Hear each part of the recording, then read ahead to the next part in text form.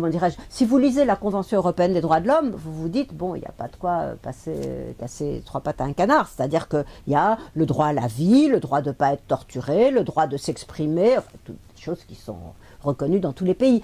Mais ce qui est vrai, c'est que la Cour européenne des droits de l'homme, elle a eu une jurisprudence qui a beaucoup développé ça. Bon, je prends de nouveau le cas des étrangers. Le droit de vivre en famille, qui est proclamé, eh bien, elle a dit que pour un étranger, si on veut expulser un étranger, il faut vérifier que ce faisant, on ne portera pas une atteinte excessive à son droit à la vie privée et familiale. Ça, c'est quelque chose qu'elle a dit qui est nouveau. La torture, il ne suffit pas de ne pas torturer et de ne pas procéder à des traitements, infliger des traitements inhumains et dégradants. On n'a pas le droit non plus de renvoyer quelqu'un dans un pays où il subirait des traitements, où il risquerait d'être soumis à la torture ou à des traitements inhumains ou dégradants.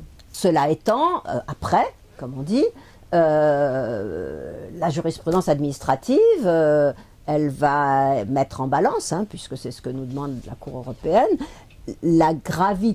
l'intensité des liens familiaux et la gravité des faits reprochés. Alors quand il s'agit de faits, comment dirais-je, délictueux, on va mettre en balance, est-ce que vraiment c'est très grave ce qu'il a fait, est-ce que surtout il représente un risque, mais il faut savoir que pour la Cour européenne des droits de l'homme, les restrictions au droit à la vie familiale incluent la maîtrise des flux migratoire, qui est pour la Cour un objectif légitime. Et c'est là qu'on voit aussi que les juges eux-mêmes sont très soumis aux idées dominantes. C'est là aussi que ce qui est quand même c'est qu'on a posé beaucoup de principes qui sont bien, mais on voit qu'au moment de les appliquer, l'application est quand même très influencée par,